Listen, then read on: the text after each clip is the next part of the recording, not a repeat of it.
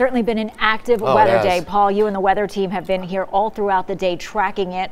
All for us. The good news is nothing in the metro area as far as the severe weather, but March traditionally starts severe weather season in Georgia. March, April, and May. That's when we are more likely to get tornadoes. And I haven't seen an outbreak like this in quite some time. I think what's all said and done, I mean, we could see 10 to 15 tornadoes from what happened in Alabama, moved mostly of Columbus area, and where Yasmina Alsted, we're having trouble getting her shot, but cell service has been knocked down there a lot of places, and we saw some video there. Definitely a tornado that touched across Talbot County earlier this afternoon, as well as in the Macon area, as well as in the Columbus area, as well as back into Lee County, where 2 fatalities in Alabama from the same storm system that moved across that area. And I know that's why when you call for these severe weather outbreaks, you know, we have to take those warnings seriously, because here in the metro Atlanta, Georgia area, this is serious business. And you don't know what's going to happen. If it's going to be 1 tornado or 2 tornadoes, you start to see these tracking one after another. I was monitoring stuff that was happening in Columbus earlier. It was just amazing to hear, you know, a tornado emergency where they found a tornado on the ground, spotted on the ground, and we're seeing the damage all along the way. So let's show you what's happening on the radar, and we'll show you that all the activity, all the heavy stuff, all the severe weather has now pushed to the east and to the southeast. You see all that rain there from south of Macon all the way into East Georgia right now. That's where we're seeing it. So this is the back side of this system that moved out, but we'll take you back 5 hours, and you can just kind of pinpoint right around here where we saw that bad weather move across with the tornado warnings out there. Nothing really for Atlanta other than some heavy rain. We did see a few thunderstorms there, no warning. There were some warnings out in Putnam County, also in Upson County, but other than that, it's just been heavy rain for the metro area. We're going to zoom a little bit tighter the last 5 hours to what's happening. Here's Thomaston area and back into Talbot County. You can see those heavier bands of storms with some tornadoes in it. Once you get to the metro, everything kind of just a heavy rain that moved across the area. Want to show you the tornado watch that's in effect until 8 o'clock. This will be whittled away once that line pushes through,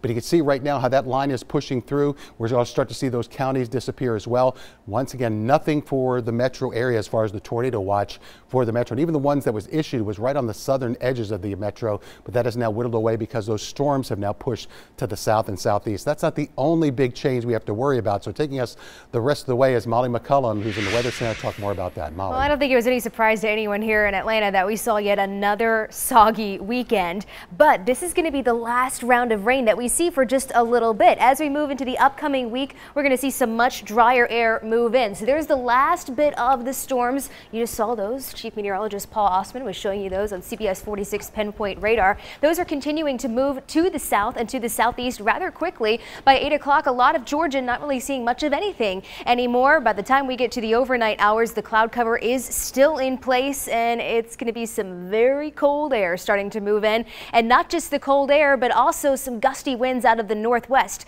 You'll notice those as soon as you walk out the door tomorrow morning. The cloud cover is really slow to clear throughout the day tomorrow, but it'll eventually start to clear by the time we get to Monday afternoon, and we'll see some really nice sunshine on Tuesday. But the colder air is here to stay for the first part of the week. 40s Monday, Tuesday, and Wednesday before we see a nice rebound as we head into the upcoming weekend, next weekend. You can see how close that cold air is now. That line of storms that moved through earlier, that was our cold front, and now we're seeing that cold air start to funnel in. It's already 36 in Memphis, 31 in Lexington, still 61 in Atlanta. That won't last for too much longer. Starting off tomorrow morning, it'll be in the 30s with those gusty winds out of the northwest. It'll feel like the lower 30s to even upper 20s outside, especially in the North Georgia mountains. Only climbing to the 40s tomorrow afternoon, and again, the cloud cover will hang around for a lot of the day, but we'll see some peaks of sunshine. 40s again for the first part of the week, with very, very frigid mornings, well below freezing in the 20s.